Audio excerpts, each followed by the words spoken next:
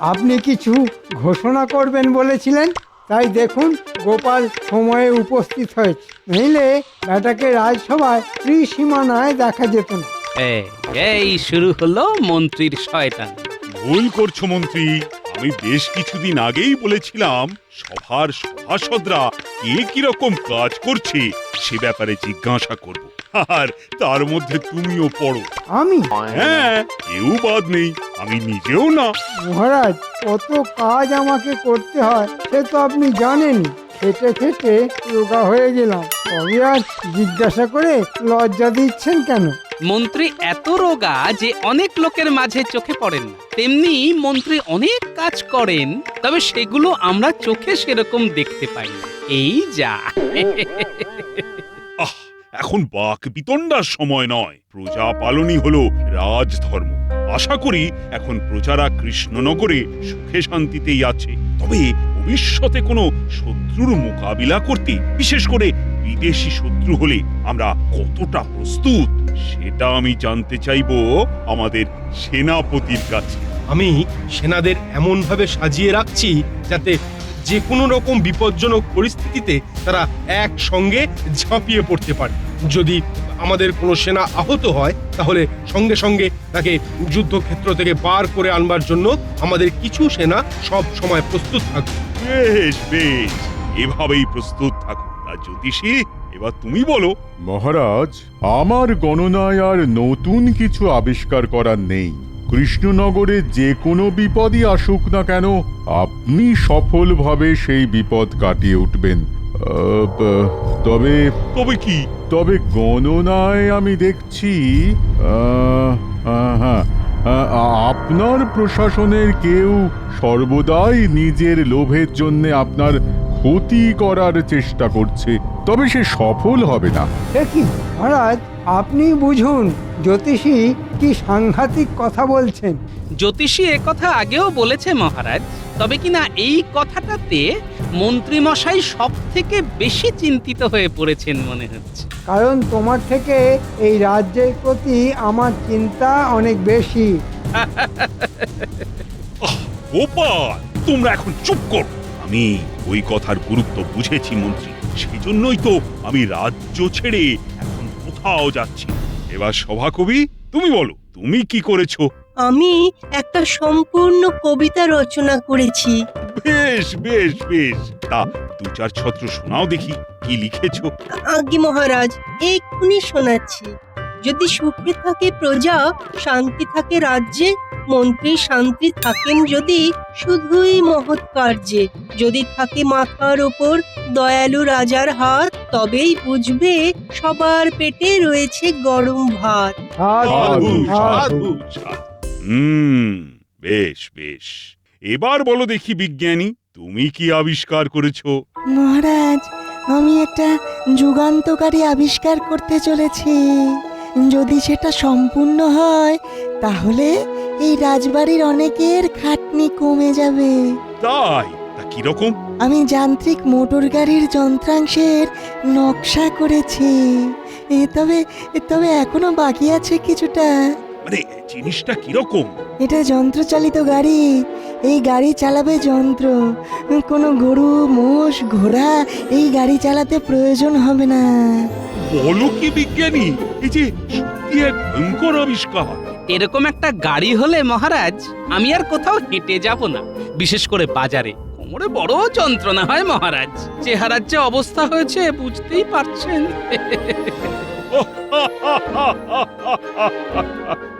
বেশ বেশ, আচ্ছা বিজ্ঞানী, তুমি যত শিগগিরই পারো এরকম একটা গাড়ি বানিয়ে ফেলো দেখি। নিশ্চয়ই মহারাজ।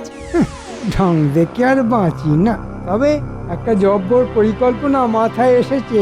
আহ আহ আহ আহ।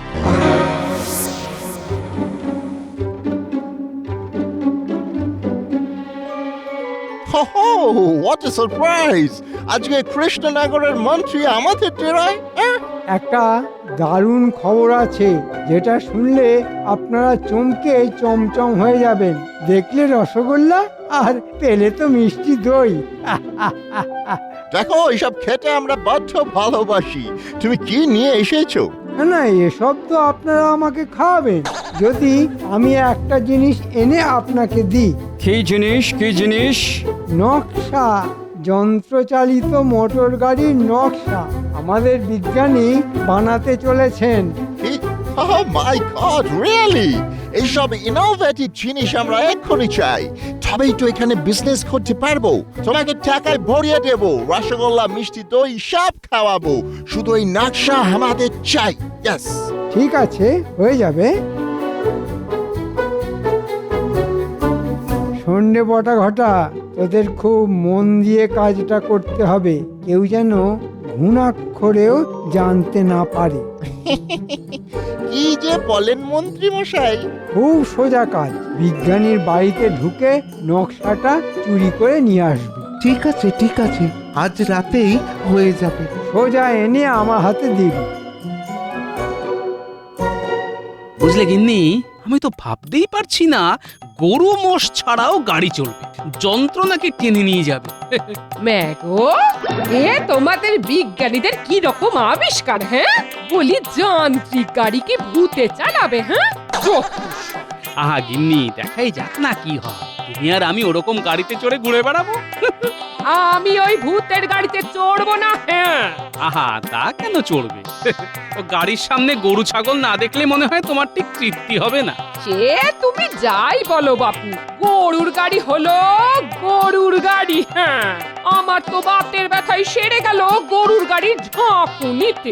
বোঝো কাণ্ড।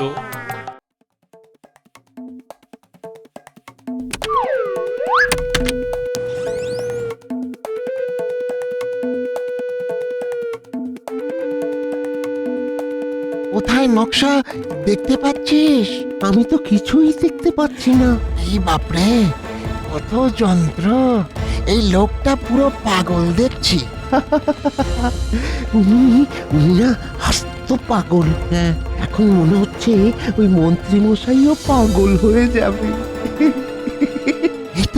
এই তো নকশা, বাহ, পেয়ে গেছি। এ তো কিছুই বুঝতে পারছি না।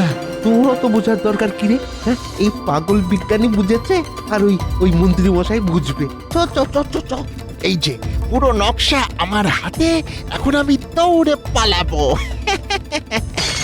কে কে কে কে কে কে? সাবাস, দারুণ কাজ করেছিস তোরা। তবে বিজ্ঞানী জেগে গিয়েছিল। তাহলে বুঝেছে যে এটা চুরি হয়েছে। তাতে কিছু যদিও হয়নি, আমার যা কাজ তার মধ্যেই হয়ে যাবে। আমাদের ওই বাকি টাকাটা? দেখলি তো কত সহজ কাজ, তোরা খালি টাকা চাইছিস। হুজুর, আপনি তো আমাদের ভরসা। সবুর কর, ঠিক টাকা পেয়ে যাবে। দারুণ মন্ত্রী, দারুণ! তুমি খুব ভালো কাজ করিয়াছো। ইয়েস। মাই গড, আমার কাছেও এরকম কোনো যন্ত্র নেই যা তোমার এই বিজ্ঞানীর আবিষ্কার। মন্ত্রী, তুমি দাঁড়িয়ে থাকো, তোমার কাজের পুরস্কার তুমি পাবে। আমরা ব্রিটিশরা কথা দিলে কথা রাখে, তোমাদের মতো নয়।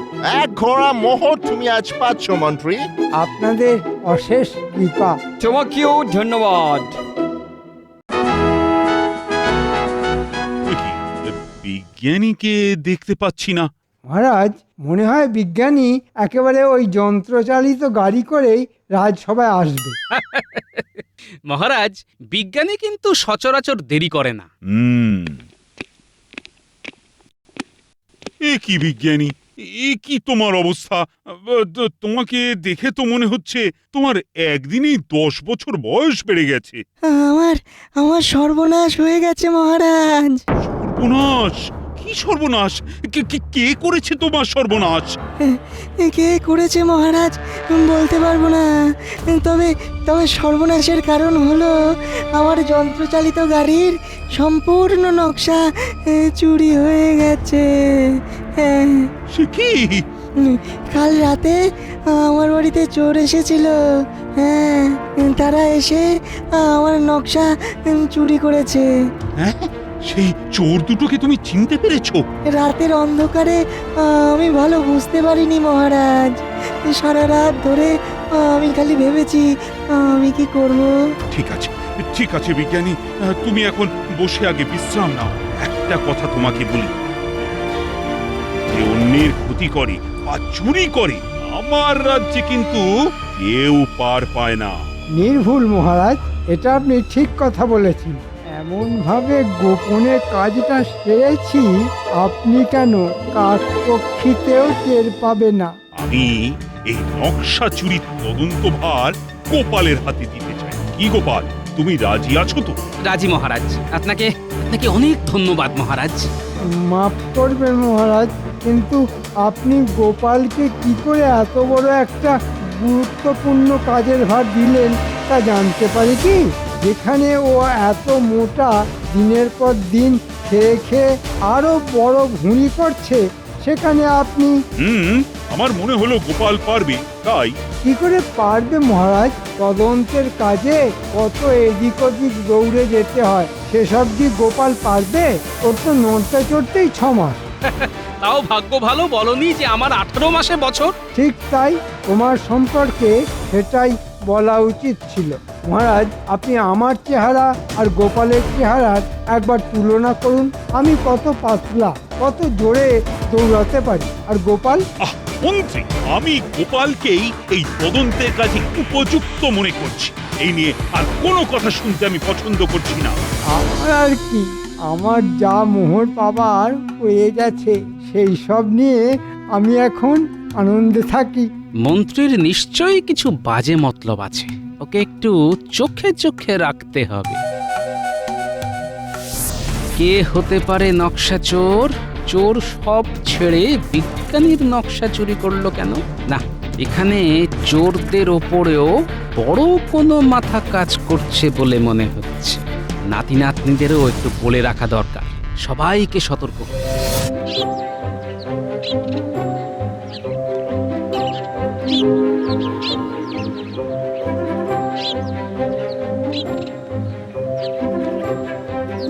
এই তোরা শোন এদিকে শোন, কিছু খাবার দেবার জন্য তোদের ডাক দিইনি, একটা বিশেষ দরকারে ডেকেছি। ও দাদু, কি বলবে বলো তাড়াতাড়ি, আমরা তো এখন খেলছি গো। কোনো সন্দেহজনক লোককে দেখলেই আমাকে খবর দিবে, ঠিক আছে? কেন গো দাদু, এখানে কি সেরকম কেউ ঘুরে বেড়াচ্ছে? আমার তো তাই মনে হয়। সাবধান, চোখ কান খোলা রাখবি, আর কিছু বিপদ বুঝলেই আমাকে খবর দিবি। যে কোনো অচেনা লোক দেখলেই সন্দেহ করবো তো? হ্যাঁ, কোনো অচেনা উটকো লোক দেখলেই খবর দিবি, ঠিক আছে?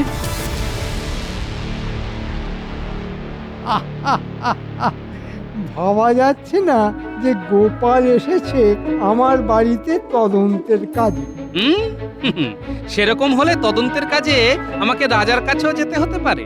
ভালোই আছো গোপাল, হ্যাঁ? তদন্তের কাজে এদিক ওদিক মনের আনন্দে ঘুরে বেড়াচ্ছ, সে কাজের কাজ হোক চাই নাই হোক। মন্ত্রী মশাই, আপনি এত সুন্দর জিনিস কোথায় পেলেন? এ তো আমাদের দেশের তৈরি বলে মনে হচ্ছে না।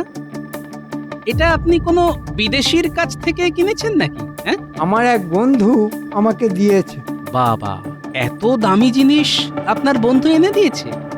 কে সে? সবাইকে কি তুমি চিনবে নাকি? আপনি এটা কবে কার কাছ থেকে পেয়েছেন? আর ওই সুন্দর কলসিটা? ওটাও আমার এক বন্ধু দিয়েছে। সে কি কোনো বিদেশি বন্ধু? রাজ্যের মন্ত্রীকে জেরা করতে গেলে মহারাজের কাছ থেকে নির্দেশপত্র আনতে হয় গোপাল, সেটা কি তোমার জানা আছে? বিলক্ষণ, আমি তো জিজ্ঞেস করলাম, তাতেই আপনি ভারী চিন্তায় পড়ে গেলেন দেখছি। আচ্ছা, এখন চলি।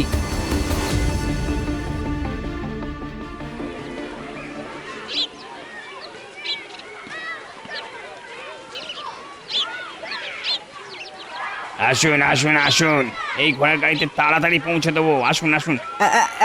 এদিকে আসুন, এদিকে আসুন। কোথায় যাবেন? এই গাড়িতে আসুন, এই গাড়িতে। হ্যাঁ হ্যাঁ হ্যাঁ, আসতে যাবে, তবে ভাড়াও খুব কম। এখানে আসুন, এখানে আসুন, কোনো ঘোড়া গরু লাগে না। কোথায় যাবেন? অনেক তাড়াতাড়ি যাবে আমার এই মোটর গাড়ি, চড়ে দেখুন। আমি যাব গঙ্গারামপুর। মাত্র 6 আনা, উঠে পড়ুন, 2 ঘন্টা লাগবে। মাত্র 4 আনা, উঠে পড়ুন, উঠে পড়ুন। আরে উঠে পড়ুন, যেতে যেতে বেলা হয়ে যাবে তো। আপনি এদিকে আসুন, 1 আনা দেবেন, 5 ঘন্টা লাগবে, পৌঁছে দিচ্ছে। হ্যাঁ, মাত্র আধ ঘন্টা আর এত সস্তা। চলো চলো, আমরা সবাই মোটর গাড়িতেই যাব।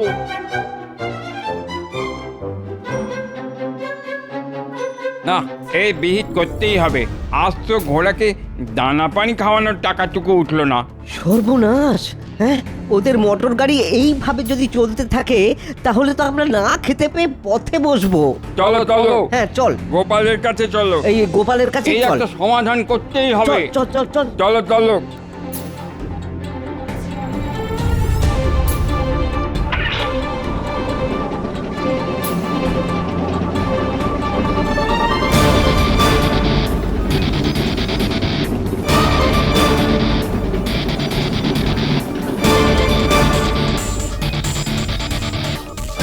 কি ব্যাপার, তোমরা এই সময় সবাই মিলে আমার বাড়িতে? আপনি কিছু একটা করুন, নইলে আমরা পথে বসবো। সবাই মোটর গাড়ি করে চলে যাচ্ছে, আমাদের গাড়িতে কেউ উঠছে না। মোটর গাড়ি? সেটা কোথা থেকে এলো? আগে ওই গাড়ি ইংরেজরা চালাচ্ছে, আর ওই গাড়িতে গরু ঘোড়া কিছুই লাগে না। আমরা যে পথে বসবো গোপাল ভাই। ইংরেজরা মোটর গাড়ি চালাচ্ছে? ও ও গোপাল ভাই, ও ও গোপাল ভাই, কিছু একটা করো, না হলে আমাদের ওই না খেতে পেয়ে ওই মরতে হবে। কিছু একটা করো, কিছু একটা করো। তোমরা কিচ্ছু চিন্তা করো না, আমার কাছে যখন এসে পড়েছো তখন এর সমাধান হবেই হবে। তোমরা এখন নিশ্চিন্তে যাও। অনেক আশা নিয়ে ফিরছি গোপাল ভাই। একদিকে বিজ্ঞানীর নকশা চুরি হল, আর একদিকে ইংরেজরা মোটর গাড়ি নামিয়ে দিল। বুঝেছি, এ দুয়ে দুয়ে চার না হয়ে যায় না।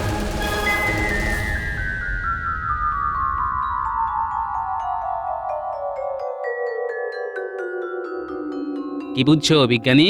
এ আমার নকশার সাথে হুবহু মিলে যাচ্ছে। এই গাড়ি সেই গাড়ি। হ্যাঁ। আচ্ছা বিজ্ঞানী, তুমি বলেছিলে গাড়ির নকশার এখনো কিছু বাকি আছে? হ্যাঁ, একটা যন্ত্র ঠিকভাবে বসিয়ে উঠতে পারিনি, যার ফলে ওটা যদি একবার খুলে নেওয়া হয় তাহলে গাড়ি সম্পূর্ণ অকেজ হয়ে পড়বে। হ্যাঁ। বাহ বিজ্ঞানী বাহ, রাতের বেলায় আমাদের ওই কাজটি করতে হবে। এই সব গাড়ি আমাদের যা করার খুব শিগগির করতে হবে, কেউ যাতে দেখে না ফেলে।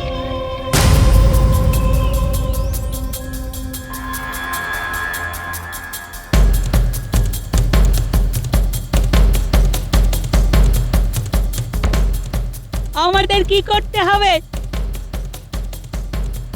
বুঝেছি।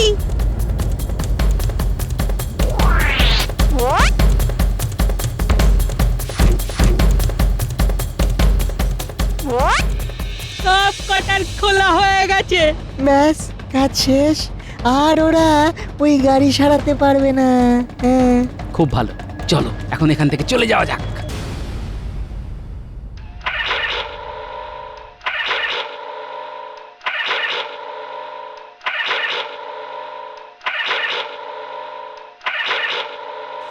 এইসব কি? মাই গড, গাড়িটা সব খারাপ হইয়া গিয়াছে। ইহা মন্ত্রীর চালাকি। উহাকে হয় গাড়ি সারাইয়ে দিতে হবে, নয় আমাদের মোহর ফেরত দিতে হইবে।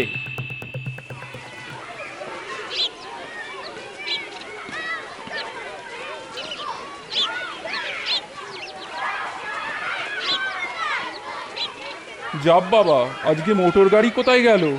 আর কি করা যাবে, আজকে তাহলে আমাদের গরুর গাড়িতেই যেতে হবে। অগত্যা কি আর করা, আমাদের তো যেতেই হবে।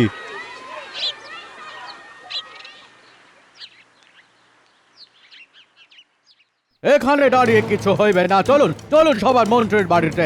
আমাদের টাকা না দিলে আমরা শুট করব। ইয়েস, ও আমাদের চিট করিয়াছে, আমরা উহাকে দেখিয়া লইব।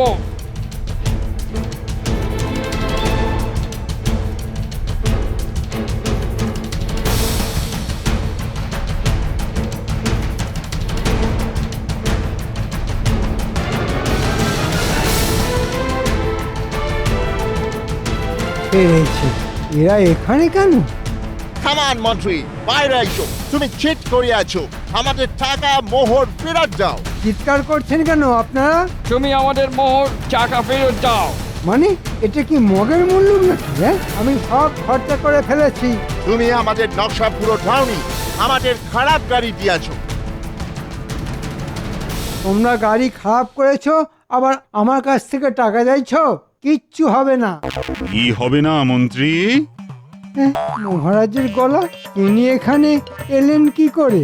গোপাল এসে আমাকে খবর দিল তুমি ইংরেজদের গাড়ির নকশা দিয়েছো।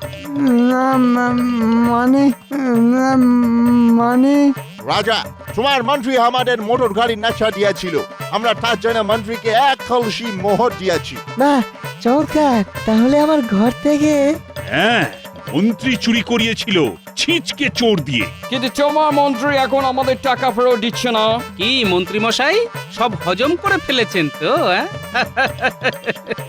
মন্ত্রী, তোমাকে আমি শুলে চড়াবো। তবে রে, পালাহিম, কোথায় পালা?